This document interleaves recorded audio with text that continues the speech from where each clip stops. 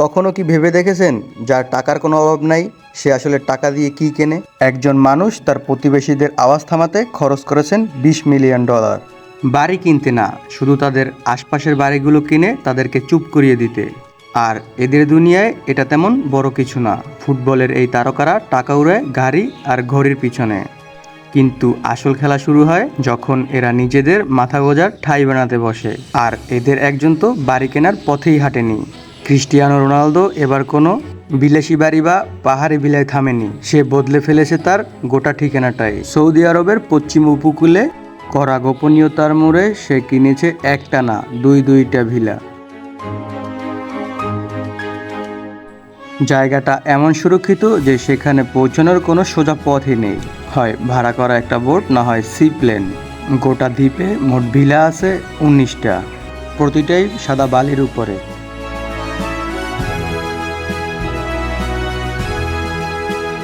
চারপাশে স্বচ্ছ নীল পানি, একটা তার পরিবারের জন্য আর একটা স্বচ্ছ নিরাপদ তার একান্তই একার জন্য। ভাবুন, যেখানে একজন সাধারণ মানুষ একটা মাত্র প্রতিবেশীর হাত থেকেই রেহাই পায় না, রোনালদো সেখানে কিনে নিয়েছে সমুদ্রের বুকে এক টুকরো নিখুঁত নীরবতা।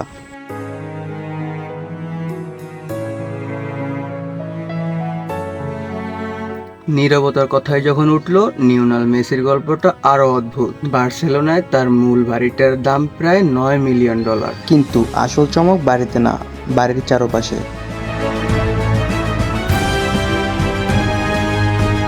খবর অনুযায়ী আশেপাশের বাড়ির আওয়াজে বিরক্ত হয়ে মেসি $20 মিলিয়নেরও বেশি ঢেলে প্রতিবেশীদের বাড়িগুলোই কিনে ফেলেছে, শুধু নিশ্চিন্তে থাকার জন্য। মানে নিজের মাথা গোজার ঠাঁইয়ের চেয়েও দ্বিগুণ বেশি টাকা গেছে নিছক শুধু চুপচাপ থাকার জন্য। ভেতরটাও একেবারে কম না, আস্ত একটা তলা শুধু জিমের জন্য। দেয়াল জুড়ে কিংবদন্তি মোহাম্মদ আলীর ছবি ও আস্ত মাপের একটা বাস্কেটবল কোর্ট, আর বাইরে নিজের জন্য একটা ফুটবল মাঠ, যখন ইচ্ছে একা অনুশীলন।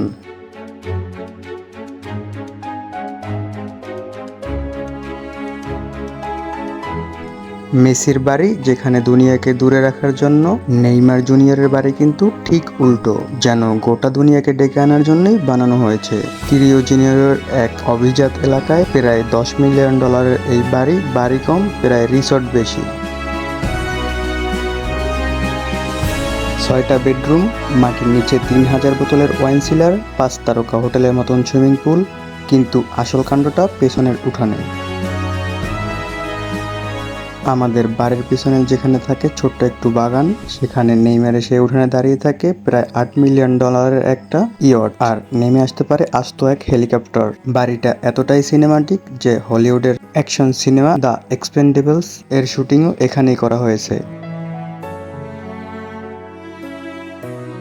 এতক্ষণ যেগুলো দেখলাম সেগুলো পুরোটাই চোখ ধাঁধানোর জেল্লা, কিন্তু তালিকার পরের নামগুলো একেবারেই অন্য জাতের। এমন কিছু বাড়ি যা দেখে বোঝারই উপায় নাই যে ভেতরে থাকে অন্যতম গ্রহের অন্যতম ভয়ঙ্কর এক স্ট্রাইকারের নাম আর্লিং হ্যালান্ড। মাঠে যে মানুষটা একের পর এক গোল করে প্রতিপক্ষের ঘুম কেড়ে নেয়, ভাবছেন তার বাড়ি নিশ্চয়ই কোনো সোনায় মোড়া প্রাসাদ, কিন্তু একদম উল্টো। হল্যান্ডের গোটা বাড়িটা সাজানো একটা মাত্র জিনিস ঘিরে, পারফরমেন্স।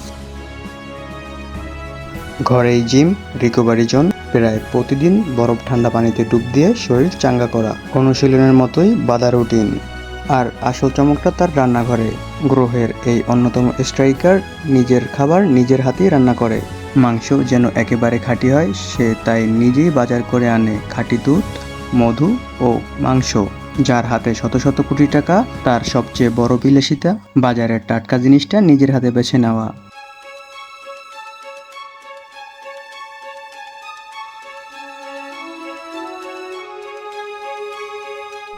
এবার এমন একজন যার হাতে টাকা কম ছিল না, কিন্তু সে প্রাসাদের পিছনে ছুটেনি, ছুটেছে একটা দৃশ্যের পিছনে। কিলিয়ান এমবাপ্পে প্যারিসের বুকে কিনেছেন একটা $7 মিলিয়ন অ্যাপার্টমেন্ট। শুনে হয়তো তেমন বড় কিছু মনে হয় না, কিন্তু আসল জিনিসটা দামে না, জানালায়।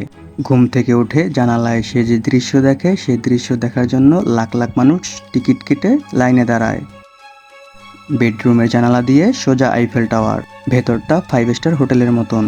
যেই শহরের খেলার স্বপ্ন নিয়ে সে বড় হয়েছে, সেই শহরের ঠিক মাঝখানটাই সে কিনে নিয়েছে। বাড়িটা তাই শুধু বাড়ি না, একটা ছেলের ছোটবেলার স্বপ্নের ঠিকানা।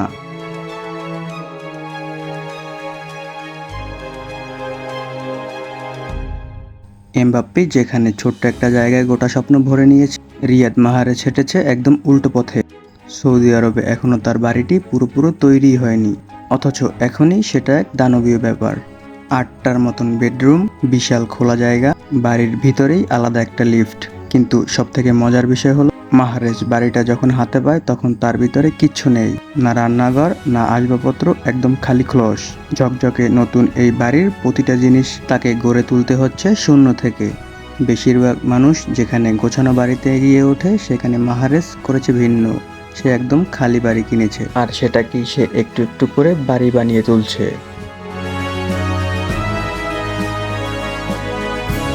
মহারাজের ফাঁকা এই প্রাসাদ যতটা বড়, তালিকার পরের বাড়িটা ততটাই চুপচাপ।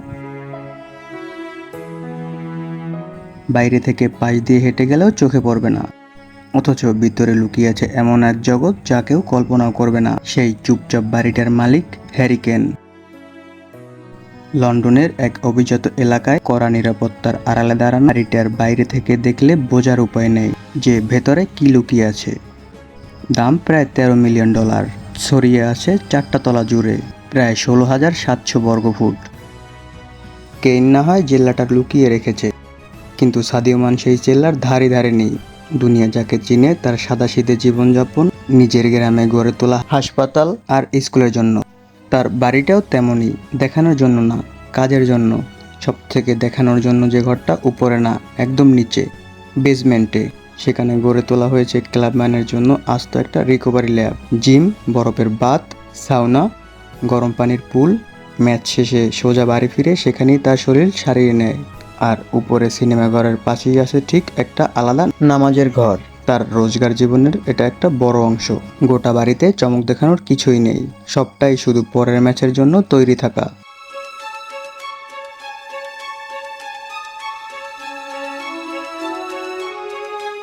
তালিকার বাকি সবাই বছরের পর বছর ধরে টাকা কামিয়েছে, কিন্তু শেষ নামটা মোটে 18 বছরের এক ছেলে, লামিন ইয়ামাল।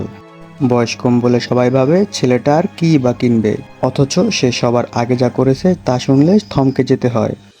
মাত্র 16 বছর বয়সে তার জীবনের আয় দিয়ে একটা বাড়ি কিনেছে, নিজের জন্য না, মায়ের জন্য, এরপর বাবার জন্য, তারপর দাদির জন্য।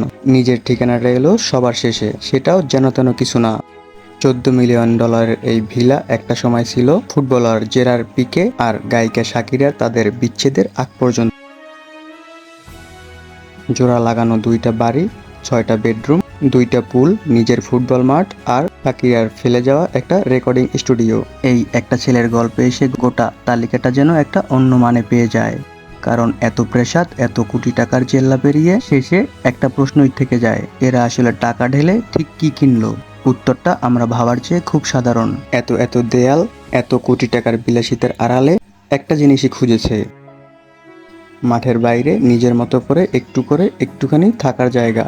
কারো কাছে সেই শান্তি সমুদ্রের নীরবতা, কারো কাছে বেডরুমের জানালায় কোনো একটা চেনা শহরে, আর ইয়ামালের কাছে নিজের কিছু হওয়ার আগে বাবা মায়ের মাথার উপরে একটা ছাদ তুলে দিতে পারা কোটি কোটি টাকার এই প্রাসাদগুলো। তাই শেষ পর্যন্ত শুধু ইট পাথর না, এ যেন এক একটা আয়না, যেখানে ফুটে ওঠে মানুষটা আসলে ভেতরে ভেতরে কি চায়।